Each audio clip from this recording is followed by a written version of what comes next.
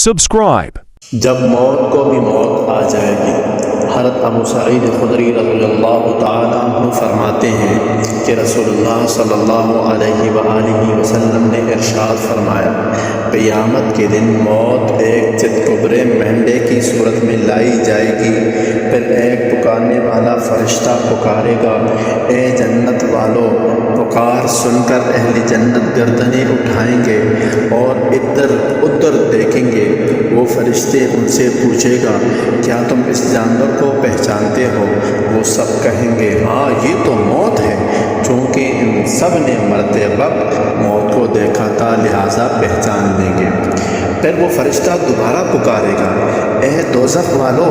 اہل دوزخ بھی گردنیں اٹھا کر دیکھیں گے تو فرشتہ ان سے بھی پوچھے گا، کیا تم اس سے پہچانتے ہو؟ وہ کہیں گے، ہاں یہ موت ہے، ان سب نے بھی مرتے وقت اس سے دیکھا تھا۔ پھر اسی وقت موت ذبح کر دی جائے گی اور وہ فرشتہ کہے گا، اے اہل جنت، اب تم ہمیشہ جنت میں رہو گے، تمہیں کبھی موت نہیں آئے گی، اور اے اہل دوزخ، اب تم ہمیشہ دوزخ میں رہو گے، تم میں سے کسی کو اب موت نہیں آئے گی۔ پھر رسول اللہ صلی اللہ علیہ وآلہ وسلم نے یہ آیات مبارکہ تلاوت فرمائیں، وَأَنذِرْهُمْ يَوْمَ الْحَسْرَةِ إِذْ قُضِيَ الْأَمْرُ وَهُمْ فِي غَفْلَةٍ، اور اے پیغمبر، ان کو اس پچھتاوے کے دن سے ڈرائیے جب ہر بات کا آخری فیصلہ ہو جائے گا، جبکہ یہ لوگ اس وقت غفلت میں ہیں اور ایمان نہیں لا رہے۔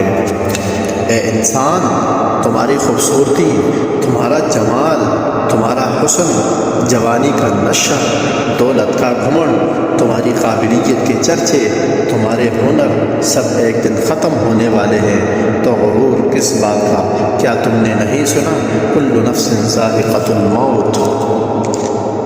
حضرت برا رضی اللہ تعالیٰ عنہ فرماتے ہیں کہ ہم رسول اللہ صلی اللہ علیہ وآلہ وسلم کے ہمراہ ایک جنازے میں شریک تھے۔ تدفین کے بعد آپ صلی اللہ علیہ وآلہ وسلم قبر کے کنارے بیٹھ گئے اور اتنا روئے کہ زمین تر ہو گئی۔ پھر آپ صلی اللہ علیہ وآلہ وسلم نے ارشاد فرمایا، میرے بھائیو، اس قبر کے لیے تیاری کر لو۔ اے ایمان والو، اللہ سے ڈرو، ہر شخص یہ دیکھے کہ اس نے کل کے لیے کیا آگے بھیجا ہے، اور اللہ سے ڈرو، یقین رکھو کہ جو کچھ تم کرتے ہو اللہ اس سے پوری طرح باخبر ہے۔ اے اللہ، بحیثیت مسلمان، بحیثیت انسان، ہم سب کی لغزشات اور کوتاہیاں معاف فرما، اپنی جلال رحمت میں یا اللہ ہم سب مسلمانوں کو جگہ عطا فرما، عذاب قبر سے یا اللہ ہم سب کی حفاظت فرما، ہم سب کو یا اللہ جنت الفردوس نصیب فرما۔